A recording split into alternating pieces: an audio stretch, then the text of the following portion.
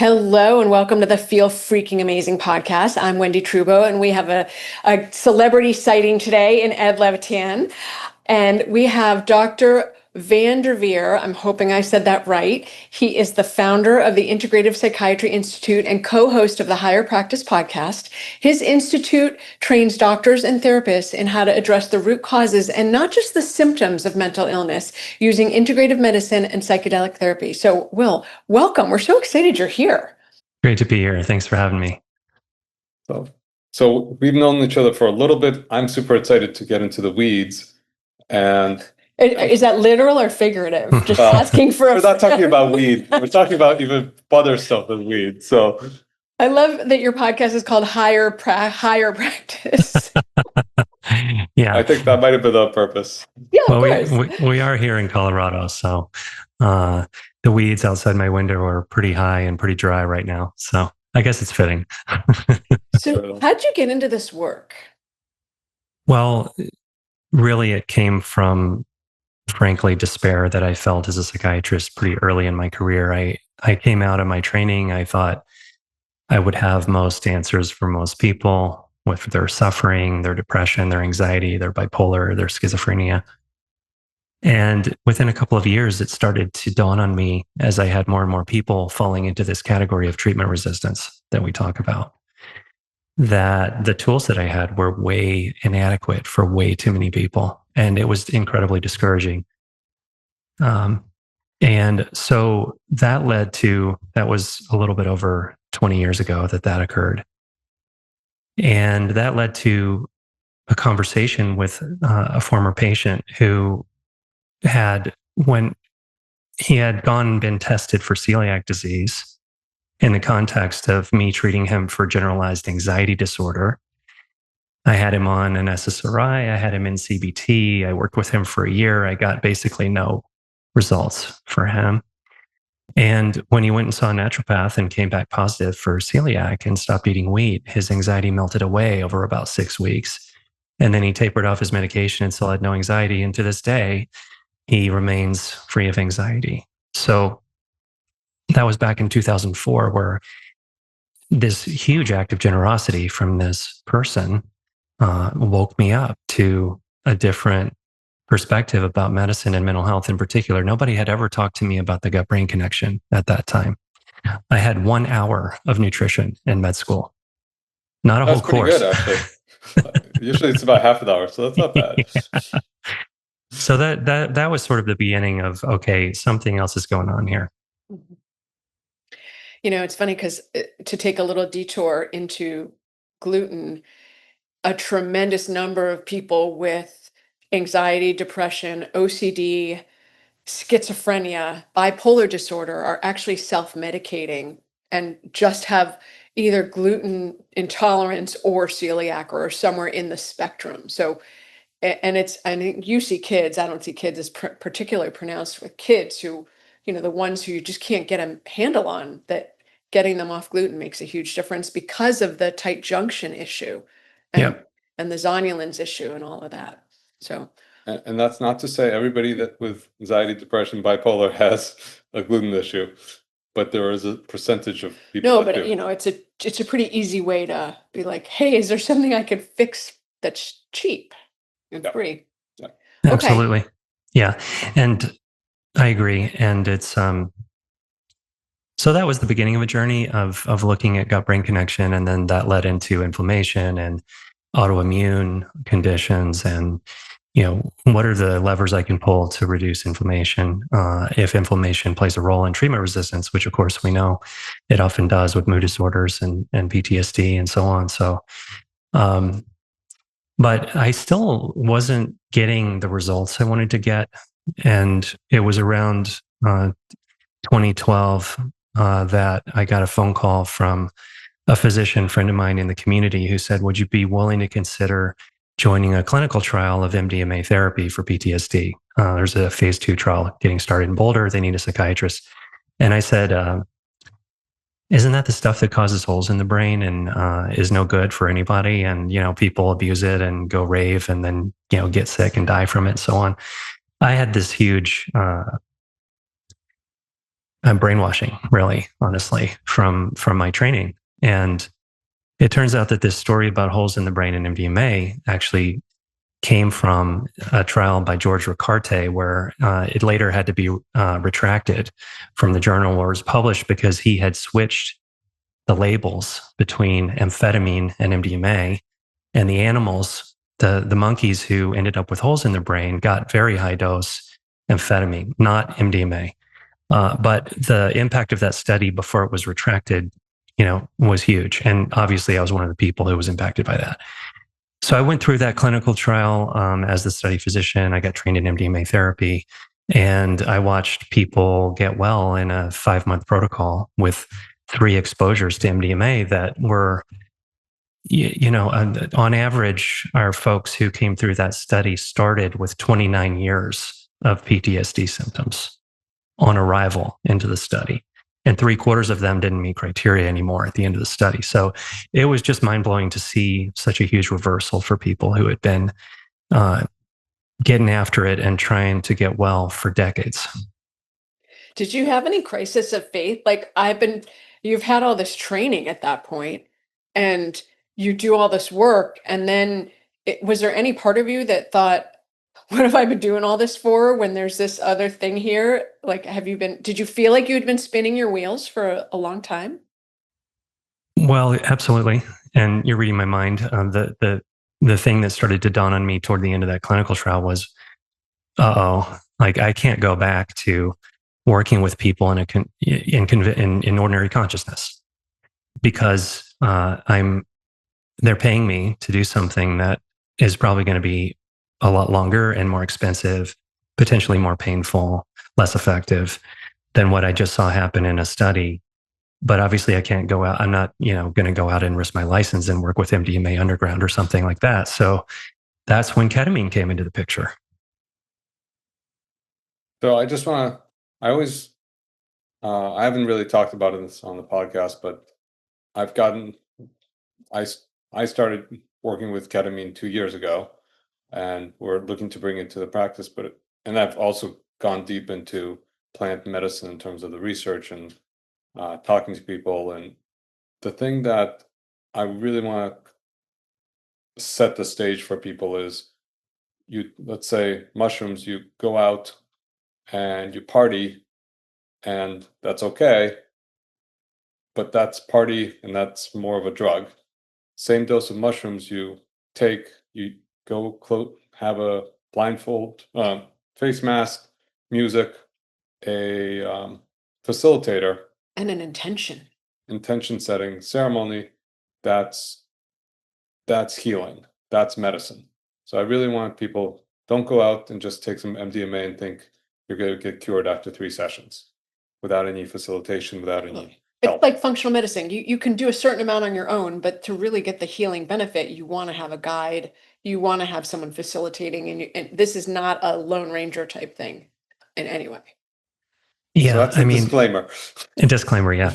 I mean, under the best circumstances with recreational use, you might have some insights that occur, right? Or you might have a good time with your friends. But I want to also name that I have a number of friends who have had way scarier experiences with recreational use, because what's so beautiful and powerful about these tools is that they can bring forward things from the past, from our unconscious mind, that need to be healed, that can produce really scary thoughts, like thinking that you should take that gun that you have in your tent, like a friend of mine did, camping by himself.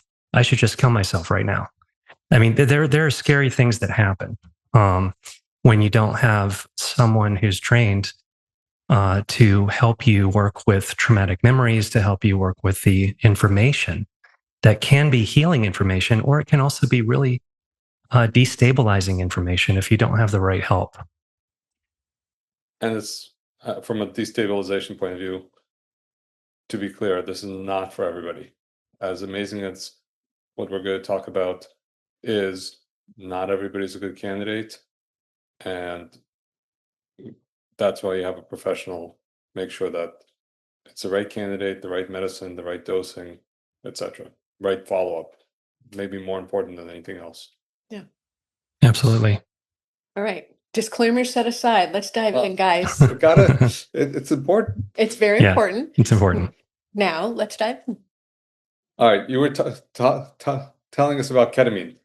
Yeah. So this was end of 2016, beginning of 2017. We were wrapping up our study, and once again, I'm so grateful to my patients. I had a patient who asked me, "Would you prescribe ketamine to me for my treatment-resistant depression?" And I said, "What?" It was like deja vu. Like, what? I'm going to prescribe a controlled substance that is an anesthetic for you to take at home. Like, he wanted the nasal spray. And this is before Spravato. This is before all the things that have happened the last few years with ketamine. And so I reached out to a friend of mine, a mentor in here in Colorado, who did a fellowship at NIMH, and he's always up to date on everything coming down the pipe. So he's like, "Oh yeah, I've been using that for a few years now, and here's what I know about it." So I took notes, and I ended up prescribing intranasal ketamine to this person, take home, and this is a person I'd worked with for 10 years, once a week. He was very stuck, and it did have a huge impact on his depression very quickly.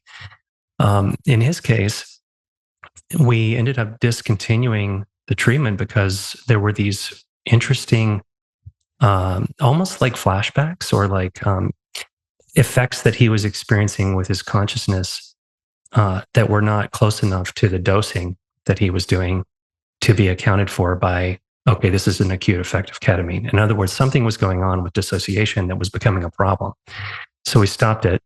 But it did lead me down into the rabbit hole of research and what's out there. And that led me to get trained and start offering in-office ketamine treatments. And I stopped doing any intranasal at that point.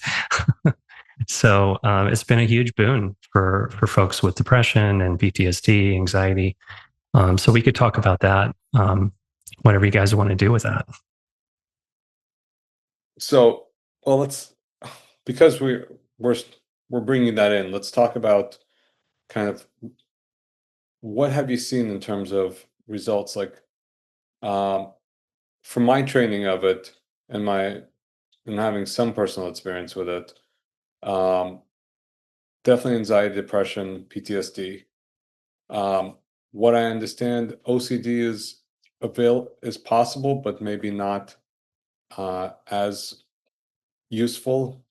What's been your experience? Same here. I was very excited about the work that came out of Stanford around OCD and ketamine, but in my practice, I haven't seen a lot of benefits. It's been hard to get really clinically meaningful and durable responses with OCD.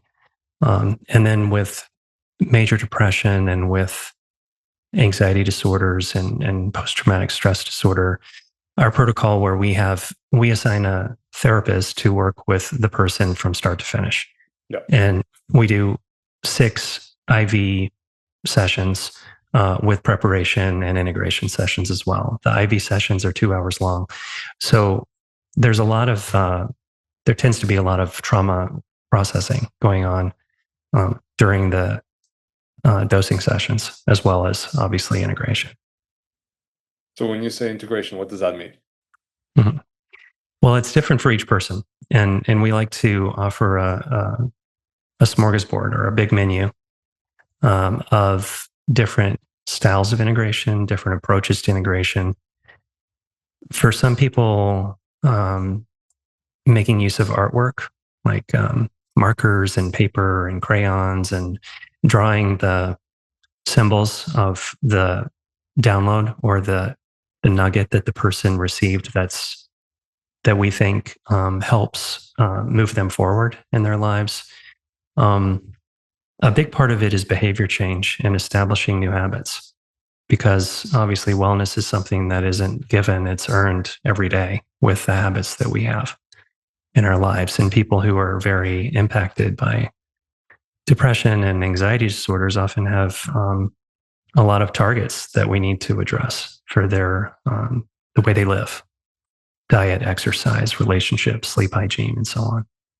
Do you mean that it becomes a self-fulfilling loop, that the depression and anxiety cause you to exhibit certain behaviors, and then those behaviors reinforce the depression and anxiety, which then makes it worse, and so that you get stuck in a vicious circle, essentially? I think that's a great way to put it. Here's an interesting study that came out. I think it's now, gosh, I've been talking about this study for probably more than 10 years. So I think it was like 2007, but came out of the VA. And they took the C-reactive protein of people who were joining their Marine Corps, and then they went to combat. And then they measured their C-reactive protein when they got back. And the interesting thing was that people who already had higher levels of inflammation were more likely to develop combat PTSD than people who were not as inflamed going into combat.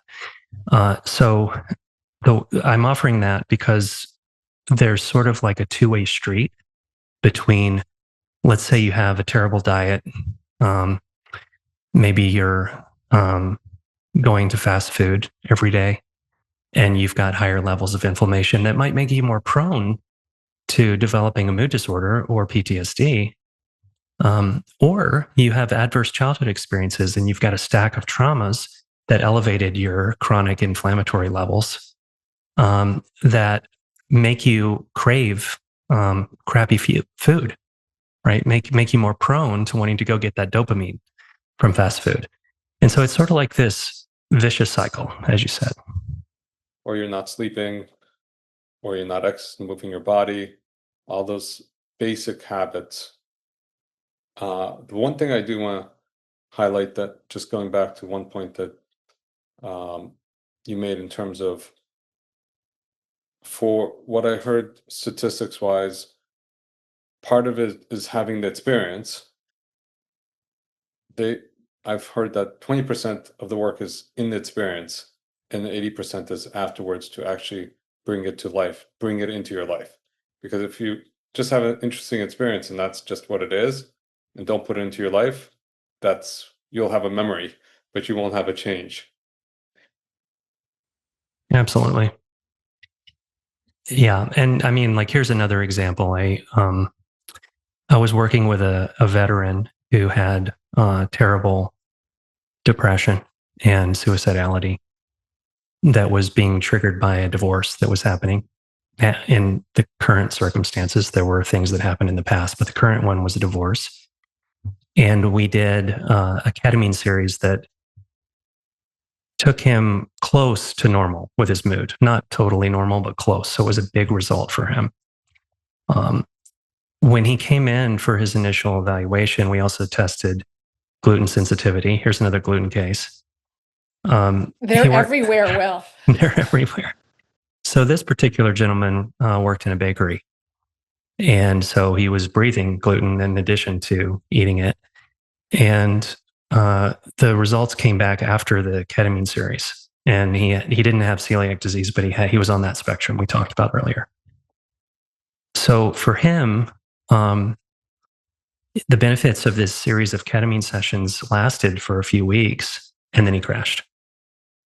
And the behavior change around gluten was not happening yet. Then we did another series, and we started chipping away at these contextual, underminers, I would say, of stability. So in cases like this, I think these cases are really common where the psychedelic therapy can access and produce a result in the psychology, but there's all of this biology that has to get addressed too. And I think that's a huge missing piece here for many people. I'm going to add something to that, actually, because, I was thinking as you were talking, I have this patient I've known her for 50 years. We have a personal relationship. And for the last 10 years that she's been my patient, I've been encouraging her to adopt a particular way of eating. I've been encouraging her to go keto just because of her blood sugar and her weight and her brain and all these things. And for 10 years, she has not been able to do it.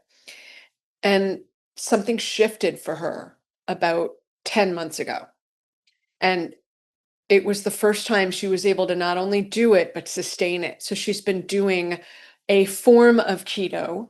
Sometimes she'll flex it, sometimes it'll be keto light, but she is now able to clearly see in a way she couldn't see before that it's impactful for her.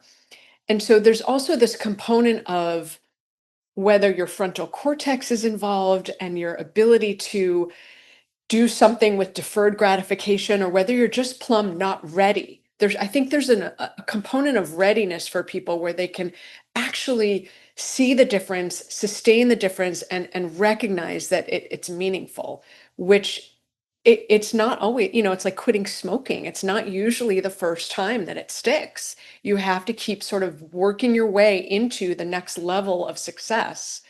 And there's something about people just being ready I that totally agree. only they can say when that happens. And just Totally agree. to add to that, the physician I trained under, the ketamine, he's been using ketamine. He's an anesthesiologist and ER doc, so he's been using ketamine for 30 plus years and was involved also with the studies. And he was saying, in general, ketamine practices are only about 30 or 40% effective. However, if you do things like look at people's hormones, look at people's magnesium levels, look at carnitine levels, what I would call a functional medicine light, he came to it himself, which was really cool. You can get it up to 70 to 80%. So there's a lot of ketamine clinics that are what I call drive-by ketamine clinics. All they do is they want you to come in, get your ketamine and leave. And that has no integration. That's not looking at the lifestyle. That's not really fundamental, doing the fundamentals. So I'm really happy to hear that you bring all those components in, because it's without all of it doesn't make sense. Yeah, it's whenever I'm speaking in public, where people who might be considering ketamine therapy might be listening, I want to beat that drum that you need to ask the clinic you're going to work with, what's the goal of the treatment? Because most clinics are going to tell you that we think the ketamine's going to work for you, and you're probably going to need maintenance ketamine to stay well. And they're treating the ketamine just like they treat Prozac. You're going to come here, you're going to spend your money over and over again. We're going to pump up your tire, but we're not going to patch it, right? We're not going to change the inner tube in your bike tire. We're going to just put a little air in it, and you'll come back in 3 days or 3 weeks or however long. What the goal needs to be is, hopefully, everyone is in agreement that I want to put psychiatry behind me, right? I want to get over my mental illness or my symptoms or my root causes. And it's unfortunate that there's a sense, I think, amongst mental health practitioners, because our tools are so weak for so many people, that what I'm going to do with this person it's sort of like, I'm never going to be able to get this person well, so I might as well tell them that they're never going to be well and they're going to need meds forever. It's just not true. And it's really disturbing to me that people, practitioners and patients, are sort of under the spell, right, of this isn't going to work all the way for you, but we're going to try to keep you as comfortable as possible for as long as possible. It just doesn't have to be like that. We can hope for more than that.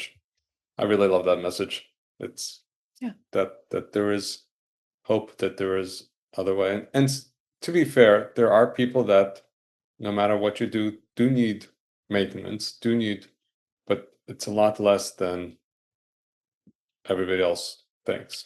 Totally agree with you. But we can, even for people who continue to struggle and continue to need care for decades, we can still hold the view of, hey, there's probably a stone that we haven't turned over. Yes. There's probably something in me as a practitioner that I need to look at or learn that could be really impactful for this person. And yeah, I think a couple of decades of working in this model has really taught me that Some people have an issue with an environmental toxin like a mycotoxin. Some people have the effects of an infection like Lyme disease or associated infections from that. Some people are dealing with any number of challenges. So we have to look at the whole map. And obviously, I'm preaching to the choir here, but there's such a myopia around. Here's the list of symptoms and the checklist, and if you make that checklist, then now you get this medication, um, and it's symptom relief only. Well, I'm not normal, okay? Just to acknowledge, like I've not ever been depressed, and I'm really not anxious. I'm very high strung. I'm like very intense, but I'm not anxious. And 2 summers ago, I started to be extremely fatigued, and we belong to something called Freedom Boat Club. So they go out, we go out on the boat, we go fishing. It's so much fun. And I started to find that I was getting seasick. I've grown up on boats. I've never been seasick in my life. I didn't even puke when I had all these children. So I was like, what's going on here? And one day I'm sitting on my couch and they were on the boat and I didn't feel well enough to go on the boat. And I found myself thinking this thought that said, maybe it would be better if I weren't here anymore. And that got my attention because I've never had a thought like that in my life. I have never contemplated hurting myself, nothing. And it got my attention because it was not me. And I was like, what's thinking me? That is not my thought. What is thinking me? And I ultimately got down to a tick-borne illness diagnosis and treated it.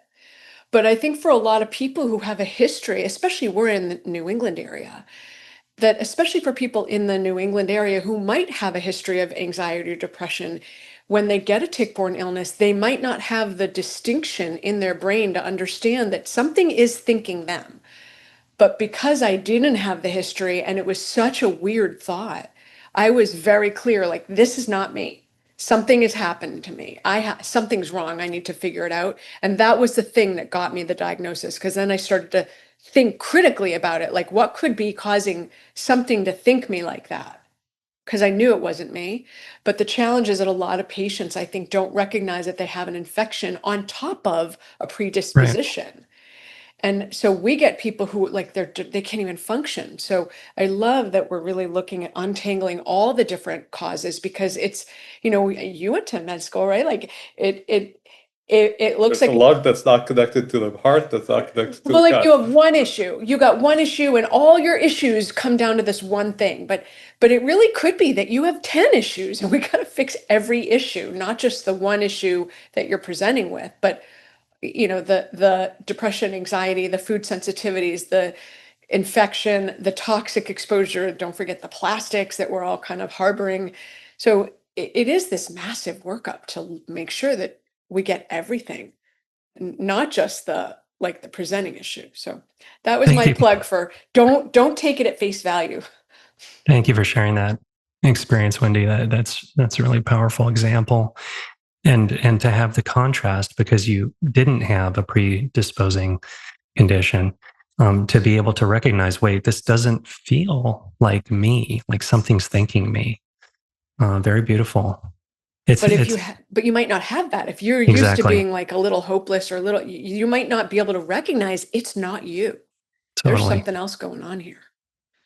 Yeah. Back to the And, gluten. it's interesting, when we think about, let's say, metabolic syndrome, or, kind of like the commonplace constellation, and let's say an American population, right? Obesity, insulin resistance, higher cholesterol, hypertension, coronary artery disease, that whole syndrome. Why don't we think about psychiatry the same way, right? Where it starts out, you could say maybe mostly in the metabolic syndrome with the standard American diet, and maybe not enough activity, physical activity, and sleep disruption. But it snowballs, right? And then now you're in what we call a sickness syndrome, right? Where your inflammatory signals inside your body are elevated, even though you're not in an acute infection. Fighting off an infection, we have higher levels of inflammation. But what goes on in these chronic diseases is the inflammation doesn't come down. It doesn't come back to normal levels. And so there's this snowball effect. And we kind of accept that and we treat that in primary care, right? All of these different aspects, the GLP-1 or the metformin or the whatever, to try to deal with these things, the cholesterol drug, and so on. But in psychiatry, we don't do the multimodal approach that you're talking about, Wendy, where we don't say, okay, well, maybe this started with an adverse childhood experience, but then this person had a certain way of thinking about themselves that they took into the school that they were enrolled in, and then they got picked on there, and then they sat by themselves in the lunchroom, and they began to use food as an emotional regulation tool. And then they went home and ate terrible food, snacking and watching TV or going on social media. And now you're sort of seeing the roots of develop of all of these different aspects. But we're still using an old model where and I was taught in medical school. I'm sure, Ed, you probably heard about Occam's razor, right? The multitude of different types of symptoms should be looked at as coming back down to one root cause. Well, what if there's 5 or 10 root causes? Well, everybody that comes to us has 5 or 10 root causes. 10 tacks, man. You sit on 10 tacks. Yeah. Right. Although I do want to, so I want to actually reverse the conversation a little bit because on one hand, let's say they come to us or they come to Will or they come to another provider that really looks at those 5 or 10 things and addresses 5 or 10 things. Most people are still in a pattern of thinking poorly about themselves or a pattern of childhood trauma or whatever else. So that's where the ketamine comes in or the psychedelic medicine comes in. Bringing their wiring up to code. Right, exactly. That's a great way to put it. We're in the midst of a construction project. So they were like, it's not to code. I'm like, bring it up to code. But yeah, let's bring the humans wiring up to code. So we have to also yes, we have to address all those 5, 10, 20 causes. And we have to make sure the interesting about ketamine is that it actually hits a lot more receptors than a lot of the other psychedelic medicines and really releases the BDNF, the fertilizer of the brain. So it actually is a very powerful exercise, right? So it's like it all comes together. Yeah. So let me hit that one more time. Making the rewiring faster is a huge plus with psychedelic medicine. Absolutely. And that's why they work so well together, functional medicine and psychedelics, because, if someone shows up at my office with 10 years of treatment-resistant depression, they're sedentary, they're isolated, and so on, I'm not going to get anywhere by talking about changing their diet or changing their activity levels. I mean, it is completely and totally tone deaf to start with that, with someone who's that debilitated. But I take that person and offer them a ketamine session, and they go deep into their own inner world, and they have the ability, as people often say with ketamine sessions, to see the forest for the trees. They get up above the forest and they can see, oh, I eat crap because I think I'm crap, or I don't love myself. And this is just another way for me to express my self-hatred that comes from my trauma, that the thing happened. So if we can start with that and we can help people see a little bit of why they're doing what they're doing, give them a little boost of BDNF, cut their PHQ-9 from 20s to under 10, and help them then face these big challenges that felt insurmountable before the ketamine, then we can get somewhere. Then we can start doing the things that need to happen in integration. So it's the jump start. Exactly. But also, as you were saying, I could imagine somebody from the audience saying, well, I know that why I'm doing what I'm doing because of my trauma and I've already analyzed myself to death and I know. And I can like I in my former self, I would be that. And the response would be, you may know everything and you might be 100% right, but actually feeling it in your body and getting it as a kinesthetic and a in the body effect versus in the brain is a completely different venture. It's not even close. Yeah. And another way to say that is, and I find myself saying this to patients a lot, is you've got to find a reason to live. It's developing an intellectual understanding of why you do the things you do is not enough of that's not a reason to live. It's an academic experience. So people have to, it's like Viktor Frankl's work was so critical around meaning making. Do I care about my kids enough to change my diet to see my kid graduate from college, for example? Is that the meaning? Is that the reason to live? Do I love spending time with my grandchild enough to want to do what's necessary to have another 10 or 15 years with that person, so on? And I think that's also important in integration, and something that is overlooked is this issue around re-examining what it makes our lives meaningful now. There's plenty of reasons in our external world to feel despair or fear, right? There's a lot of chaos. There's climate change. There's political instability. Markets are crazy. It's a scary world to be in. So I think we have to dig deeper, all of us. Whether we're in healthcare, like we're receiving healthcare or providing it, or anybody. It's just there's a higher level of need for us to really dig deep and look at what's important. Yeah. Oh, great. I have a question. We've talked about the people who are appropriate for ketamine and what to expect. Are there any downsides for ketamine or things that are unrealistic expectations of the ketamine dosing or the experience? Well, first of all, people who, and I've had a few misadventures in ketamine with patients who are more prone toward dissociation or who have a tendency in that direction. People who don't have any social support. In other words, they don't have even one person that they can talk to about their experience, or who can show up for them and be with them after, pick them up from their sessions and so on. I will say that you might think because ketamine's an antidepressant that it can never be used in bipolar disorder, but I don't see it that way at all. And we have studies now to support the use of ketamine for bipolar depression. So that's an important thing to say, I think. I think in terms of dosing, it's interesting that many of the people that we see in Boulder, Colorado, and I don't know, this might be something that happens outside the Boulder bubble, but I don't often get outside the Boulder.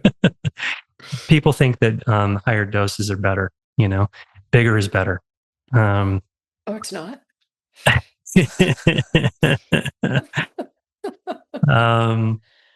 Obviously, ketamine at higher doses is an anesthetic, and it does cause amnesia. So, going into a so-called K-hole where you're sort of fully dissociated, I don't think it's necessary or more beneficial than dosing that allows people to be present and witness their experience and process it afterwards.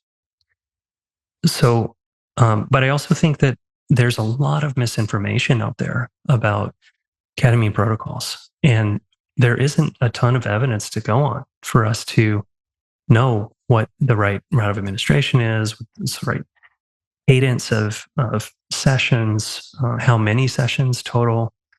So it's difficult to, as a practitioner, to know what the right approach is. And of course, personalizing it is important as well. Yeah. So this might be a part two. So my Wendy will tell me if this is a part two, but I'm actually, because I'm very interested in psychedelic medicine in general. So I'd love to get a sense of what's happening in Boulder and in general Colorado with psychedelic medicine. And We can spend 5 minutes on that. That's like, not a- are you able Sure. to speak to that? Just because Sure. Happy to. it's a brand new field. I do think, like cannabis, it's going to eventually pop. I'm not sure when, but I'm sure it will be happening throughout the country. And Boulder and Oregon are the two major vetting grounds. Bellwethers, leaders. Yes. So can you speak to a little bit about what's happening? Well, can you give a background to our listeners of Sure. the laws that have been passed and what's been happening? Absolutely. So in a nutshell, Oregon passed a psilocybin measure to make it fully legal and above board to receive psilocybin healing sessions about 4.5 years ago. So it was November of 2021. It took a couple years for that to get up and running. And there are, I think, 300 licensed psilocybin practitioners in Oregon at the moment, maybe 350. We have a center there in Oregon where we run our practicum trainings for licensed mental health practitioners who are inside of a bigger training that we run, year-long training. So we've seen several hundred people go through that experience, and there's actually people up there doing that as we speak today. But it's really beautiful to see folks like you and me who are, many of them are completely naive to any psychedelic experience. And they're choosing to undergo that experience to better understand what their clients are going to go through so they can be more effective guides and space holders. 2 years after Oregon passed their measure, Colorado followed suit. It's a different structure in Colorado, which is interesting. And I think it sort of matches the political differences between Oregon and Colorado. But what I mean by that is Oregon calls the psilocybin work psilocybin services. It's completely outside of the medical system, completely outside of the psychotherapy system. And if you're 18 years old and you have a GED and you take 150-hour training, you can become a facilitator of psilocybin in Oregon. So rather bold, I would say, from my risk-averse standpoint. Colorado located psilocybin services inside of the Colorado regulatory umbrella for medical practitioners and therapists. So Colorado decided to issue psilocybin facilitator licenses under that umbrella. So if you're a doctor or a therapist in Colorado, you can take a training like the one we offer or another one, and then you can go and you can work under your license with this special psilocybin certificate that comes after your training. So the service centers in Colorado just started opening in June and July, and they're starting to get started. People have been dosed with regulated psilocybin in Colorado, and I think that will continue to grow. The other interesting change in Colorado, it was called the Natural Medicines Act, which includes psilocybin, but it's not limited to psilocybin. So the next medicine that's going to be rolled out is ibogaine. And Really? yes, I was reading about ibogaine today in the New York Times. Actually, I mean, ibogaine's pretty.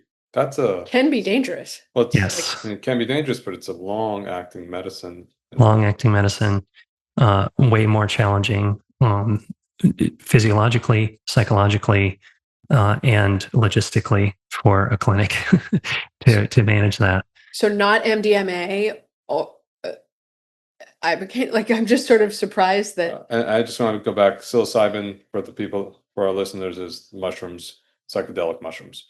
Right. Very interesting. Just to be clear, or magic mushrooms, or whatever you want to call it. I just want to be clear. Yeah. So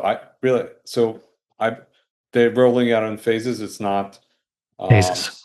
okay. So Actually, my understanding is that it's going to be January of 2027 when Ibogaine rolls out. So we have a year and a half to figure out how to effectively do that here in Colorado. But as you mentioned, there are some significant risks with Ibogaine that are very different from other psychedelics.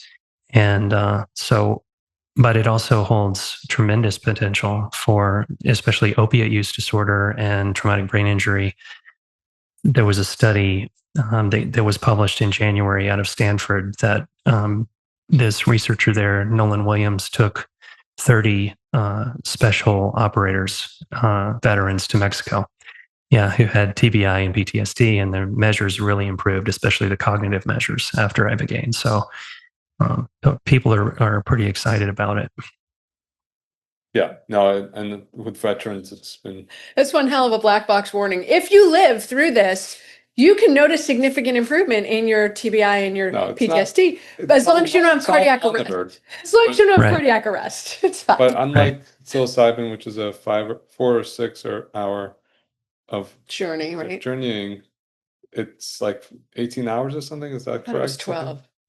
People I know, I've got 2 friends. One's a physician, one's not, but they've both done Ibogaine sessions as clients, and they both told me it was a 72-hour experience for them. Ouch.